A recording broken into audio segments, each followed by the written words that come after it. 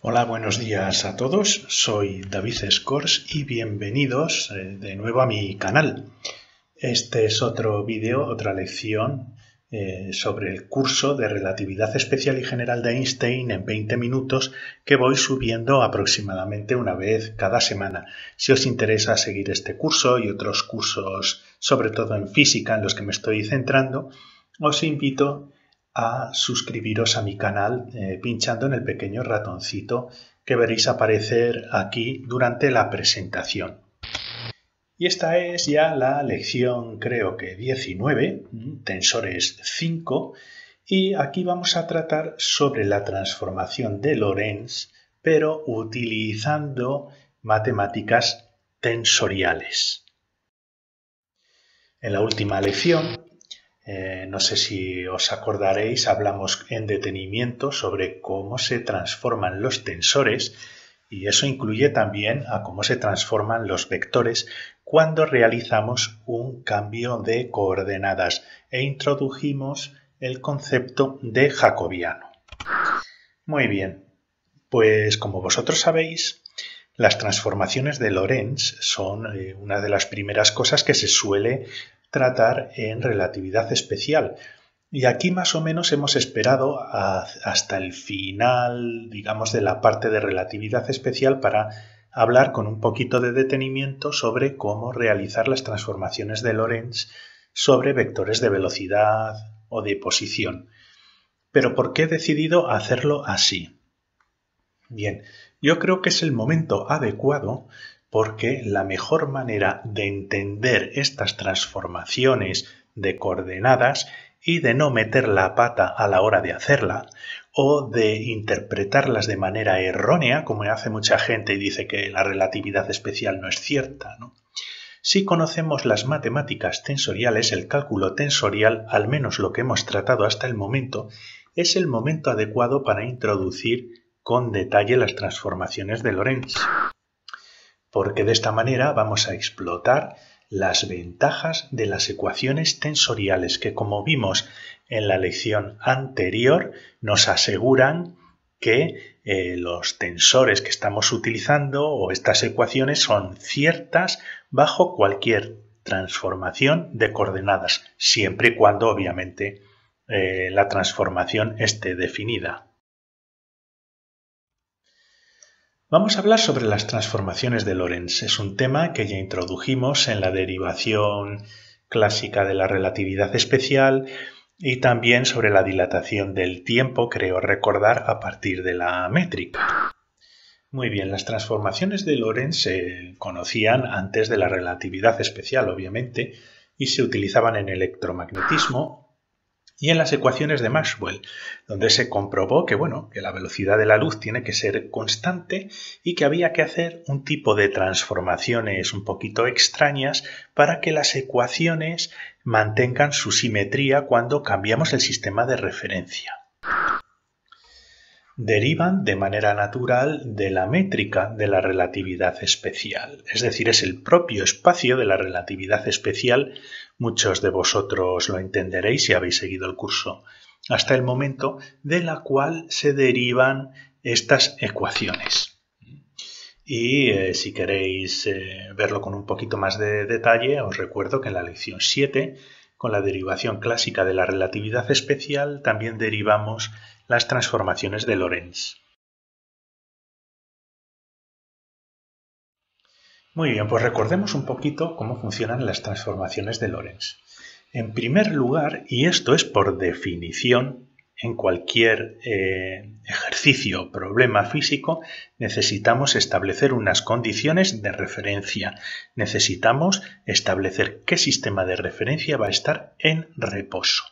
Y vamos a definir que nuestro sistema de referencia en reposo es este que vamos a llamar XT, en verdecito, y que, a partir de este sistema de referencia en reposo medimos la posición de una partícula en forma de un vector de posición y obtenemos 4 coordenadas, ¿de acuerdo? Porque estamos trabajando en relatividad y lo ponemos de manera general de esta manera, ¿no?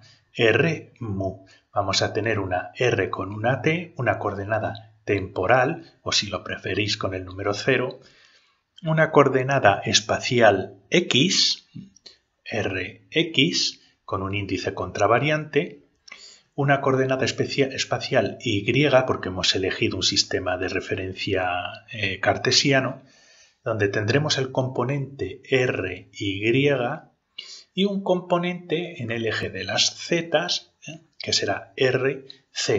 Y de esta manera, con 4 componentes que los resumimos de esta manera general del vector de posición, definimos la posición de un punto en el espacio a partir de nuestro sistema de referencia en reposo.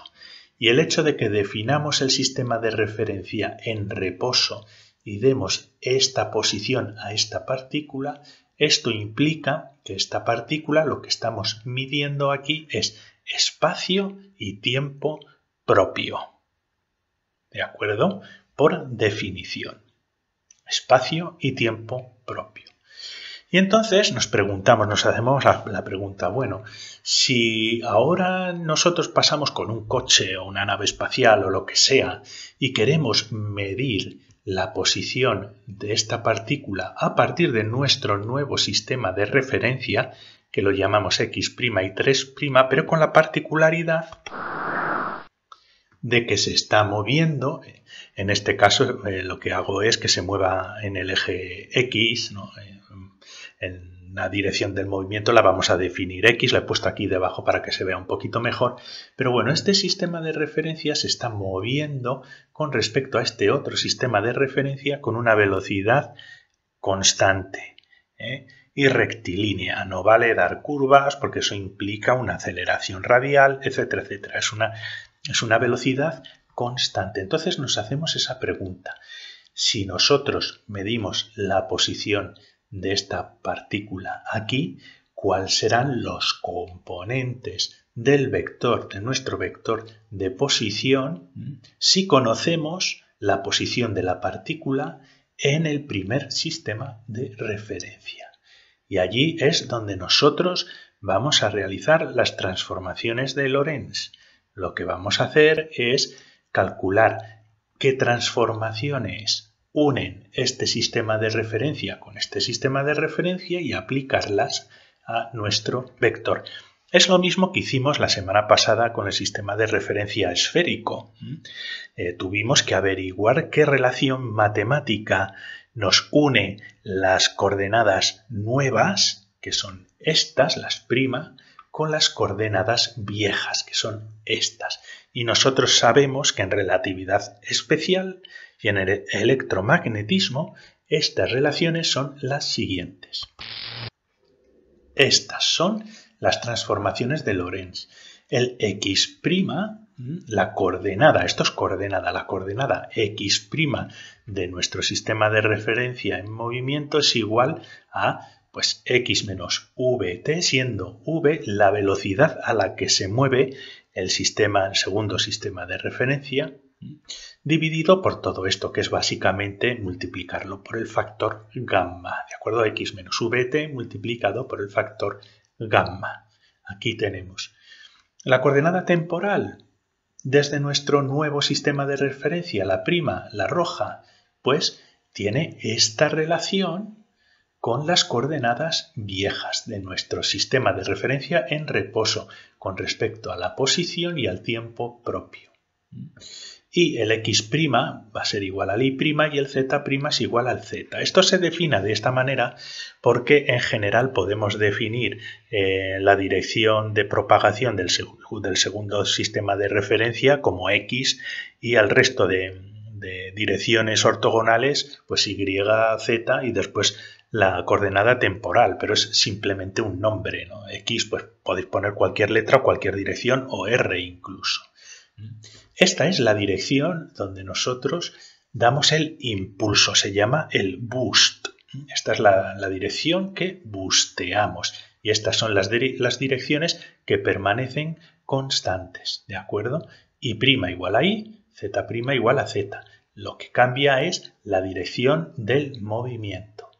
Muy bien, pues esta es la relación matemática de las transformaciones de Lorentz. Y para no equivocarnos, lo que vamos a hacer es operar con las reglas de cálculo tensorial sin desviarnos.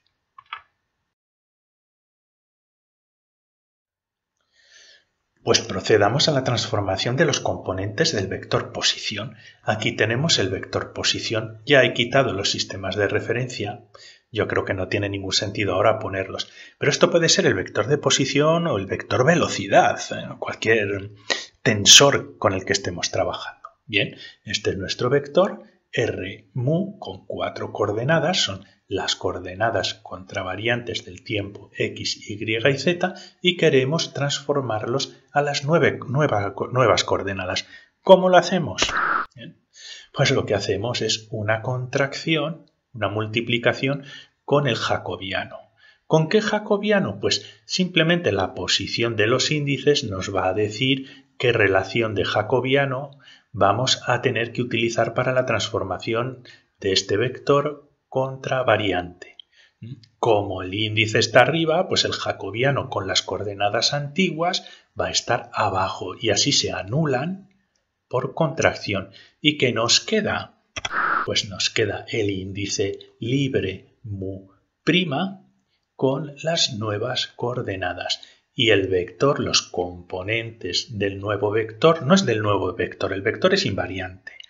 La posición de ese punto es invariante. Simplemente las coordenadas que nosotros estamos midiendo de ese vector vienen dadas por esta expresión de aquí.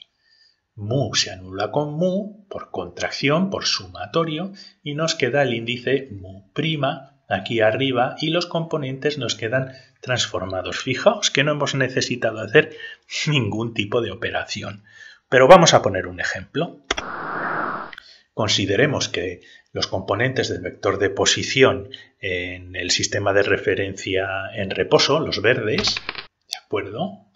Son estos: A por el tiempo, B, C y D por X, Y y Z. Ya está, simplemente. Muy bien, pues vamos a calcular cuál es el nuevo componente en la coordenada X' del vector después de la transformación. Y para ello simplemente, como veis, es la misma transformación, pero ponemos aquí X'. Pero fijaos una cosa, aquí los índices mu están sin determinar. Esta transformación no implica que aquí tenéis que poner X y X, que hace mucha gente y mete la pata. No, no, no. Esta transformación incluye todas las coordenadas antiguas en mu por contracción y las sustituimos por el X'. Es así como hay que hacerlo, no X, X y X'.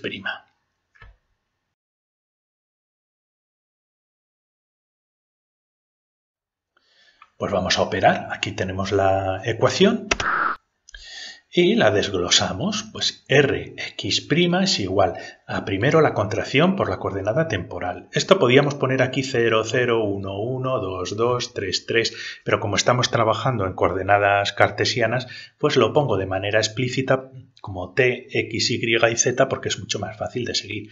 Pero fijaos, es simplemente la contracción de mu con mu, implica el sumatorio de tiempo, tiempo, X, X, Y, Y, Z y Z, y todos dejándonos este índice X' fijo para que nos quede aquí.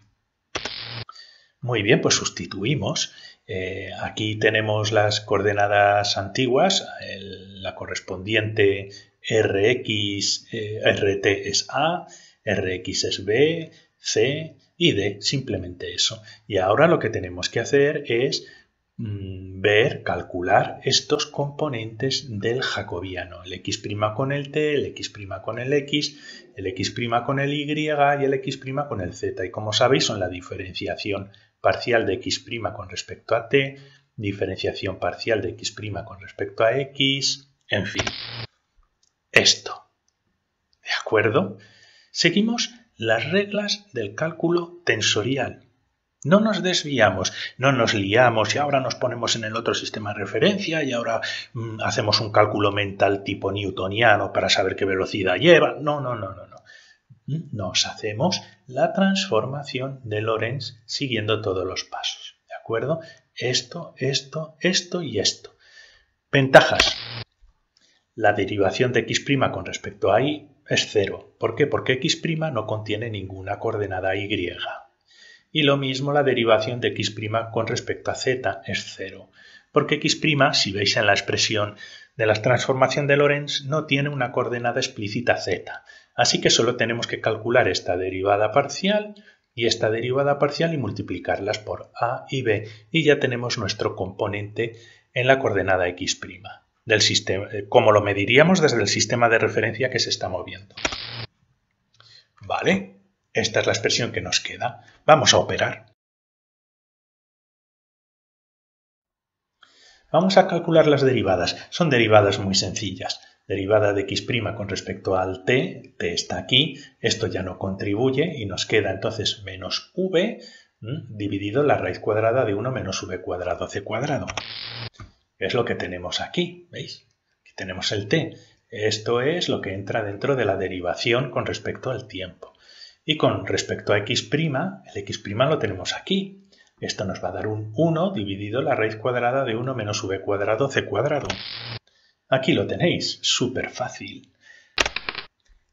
Pues sustituyendo esto por esto nos queda esta expresión. Fijaos, aquí a menos v. Y esto, 1 entre raíz cuadrada de 1 menos v cuadrado c cuadrado es el factor gamma. Lo ponemos así porque es mucho más fácil y más bonito y más sencillo y no tenemos que poner raíz cuadradas que a nadie le gusta.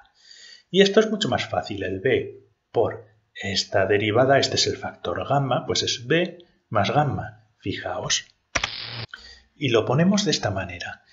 Y el componente en la coordenada x' de nuestro sistema de referencia que se está moviendo, fijaos, contiene a, que es el componente temporal que está midiendo el sistema de referencia en reposo, y b, el componente espacial de la coordenada x. Se han mezclado ambos componentes, este multiplicado por la velocidad de la partícula, del segundo sistema de referencia, y todo esto está corregido por el factor de gamma. Y tiene un signo negativo, lo he puesto así para que quede más bonito factorizando gamma.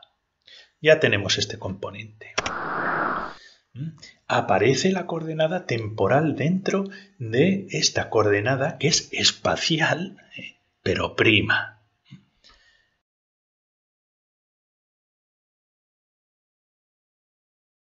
Muy bien, ahora lo que falta es la coordenada temporal y es básicamente lo mismo, t', pues una contracción de todos los índices mu con el jacobiano y con el t' aquí arriba. Lo mismo de antes, ponemos la a porque es lo mismo y el jacobiano es ahora t', t', t'x, t'y, t'z, ¿vale? Nos queda esta expresión. Y sustituimos los jacobianos, que son las derivadas parciales correspondientes, y volvemos a ver que estas son 0, porque en la t', en la fórmula que nos relaciona la coordenada t' con las coordenadas de nuestro sistema de referencia en reposo, no interviene ni y ni z, luego la derivada es 0. Así que solo tenemos que calcular esto. Es lo mismo de antes, pero ahora estamos derivando t' con respecto a t y t' con respecto a x. ¿Vale? Volvemos a operar. Esto es lo que tenemos que resolver. Esta es la relación t' con las coordenadas antiguas, t y x. La derivada de t' con respecto a t va a ser 1 dividido todo esto, el factor gamma. Aquí está el factor gamma. Y la derivación de t' con respecto a x pues va a ser menos v c cuadrado raíz cuadrada de todo esto. Y va a ser esto de aquí. Son derivadas parciales muy sencillas. Menos v, el c cuadrado lo pasamos aquí abajo para que quede más bonito, y raíz cuadrada de 1 menos todo esto va a ser el factor gamma. Así que sustituimos esto aquí y esto aquí. ¿Vale? Y nos queda de esta manera, fijaos, A, que es la coordenada temporal del vector de posición que estamos midiendo desde nuestro sistema de referencia en reposo, multiplicado por el factor gamma. Y sin embargo está corregido, fijaos, por la posición en la coordenada x del sistema de referencia en reposo, pero multiplicado por la velocidad dividido por c cuadrado y multiplicado por el factor gamma. Volvemos a tener lo mismo. En la coordenada temporal que estamos midiendo a partir de nuestro nuevo sistema de referencia, intervienen los componentes de tiempo y espacio en la dirección en la que estamos haciendo ese boost, si lo medimos desde un sistema de referencia que está moviéndose. Lo ponemos así porque queda más bonito, factorizando gamma.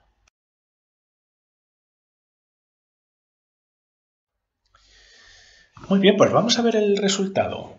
Este es nuestro sistema de referencia que hemos definido nosotros en reposo. Este es el vector de posición con la posición de nuestro punto del espacio, que es un invariante. Este vector no va a cambiar nunca. Sí que van a cambiar, dependiendo del sistema de referencia que utilicemos, pues los numeritos que nos definan el vector, pero el vector no va a cambiar porque esté aquí y nos estemos moviendo por ahí. Es un objeto matemático invariante. Y estas son las coordenadas del vector posición. R0 o RT es A, R1 o Rx es B, R2 o RY es C y R3 o RZ es D. Y ahora, este es nuestro sistema de referencia que se está moviendo con una velocidad v, digamos en el eje de las x, una velocidad constante, lo estamos busteando en esa dirección. Y este es el resultado, fijaos. El R de tiempo es A gamma menos VC cuadrado B gamma. El Rx' va a ser B gamma menos AV gamma. El X, el RY y el RZ no cambian porque por definición son los mismos, como hemos visto en las transformaciones de Lorentz. Lo único que cambia es la dirección en la que estamos haciendo el boost, en la que estamos haciendo, no sé cómo se dice, el empuje, digámoslo así. Pero el vector es el mismo, el vector no cambia. Las coordenadas sí que cambian, y fijaos cómo cambian. Pero haciendo estas operaciones con las reglas del cálculo tensorial os garantizo que no os equivocaréis nunca, ni llegaréis a contradicciones ni a paradojas. Para algunos de vosotros, las transformaciones las veis mejor con álgebra lineal porque generalmente antes del cálculo tensorial se estudia el álgebra lineal. En el cálculo tensorial no hay que tener en cuenta, como veis, si son filas o son columnas y en las matrices que se generen, porque los propios componentes, el que sean contravariantes y covariantes, nos indica qué tipo de transformaciones tenemos que hacer. Pero hay gente pues, que le gusta el álgebra lineal. Pues bueno, este es el jacobiano con las coordenadas nuevas, coordenadas antiguas. Aquí esto van a ser las filas y estas van a ser las columnas. ¿De acuerdo? Bien. Podemos organizar este jacobiano como una matriz con T', diferenciación T', diferenciación T, diferenciación T', diferenciación X, diferenciación T', diferenciación Y. Como veis, hemos organizado todos los componentes del jacobiano en la matriz correspondiente. T', X', Y', y Z', T, X, Y Z. ¿De acuerdo? Tenemos esta matriz.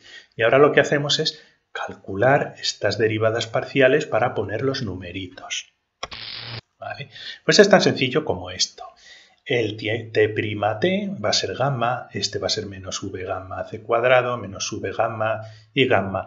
Simplemente si queréis hacerlo, lo podéis hacer, yo os lo he puesto aquí, son derivadas parciales muy simples. Esto es 1, 1 y el resto pues son todo ceros. Esta es nuestra matriz es nuestra matriz de transformación. Y si habéis estudiado el álgebra lineal, os habréis dado cuenta que muchas veces las matrices, cuando actúan como operadores, como mapas de un vector a otro espacio, estos componentes que hay aquí son los que definen los vectores del nuevo espacio.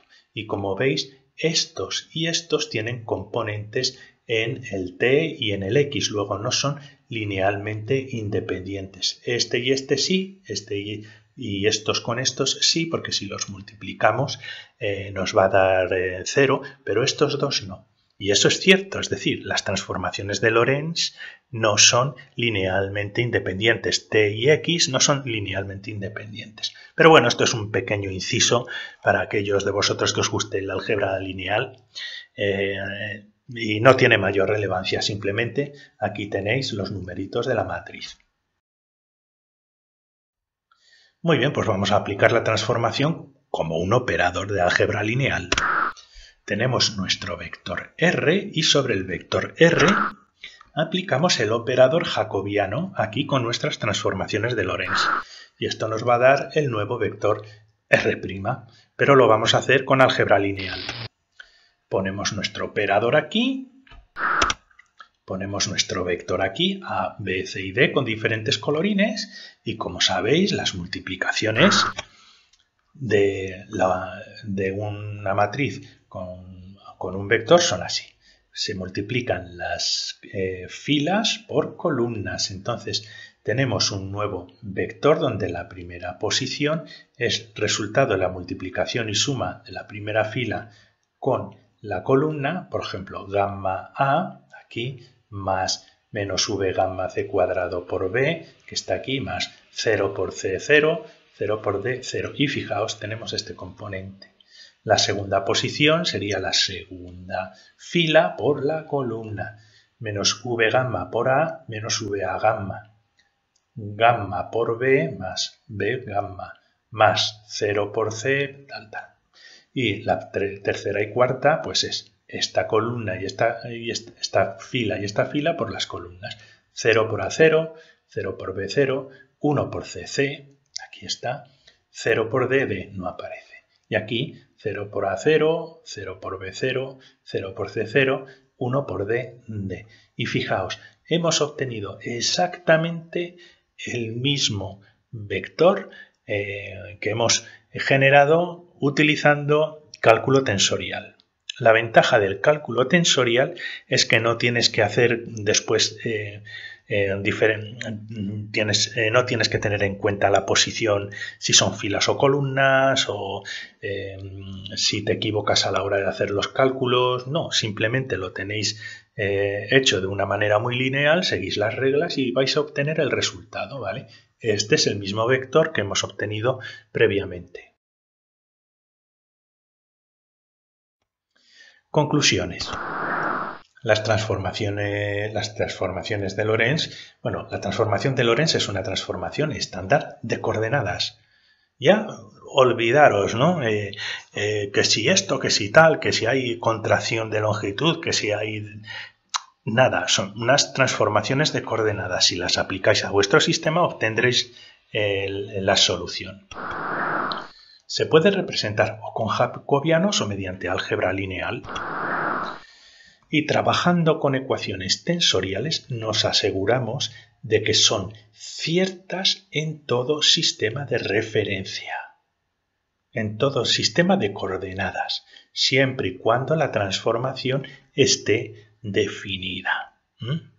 Si seguís el cálculo tensorial, no os equivocaréis nunca y las ecuaciones siempre serán ciertas. Muchas gracias por vuestra atención. La semana que viene expandiremos un poquito las transformaciones de Lorentz con la resolución de una aparente contradicción, paradojas de estas que van surgiendo y que hay que tener en cuenta 4 principios muy básicos para no caer en errores. Si os gustan estos temas, de nuevo os invito a suscribiros a mi canal. Muchas gracias por vuestra atención y hasta la próxima semana.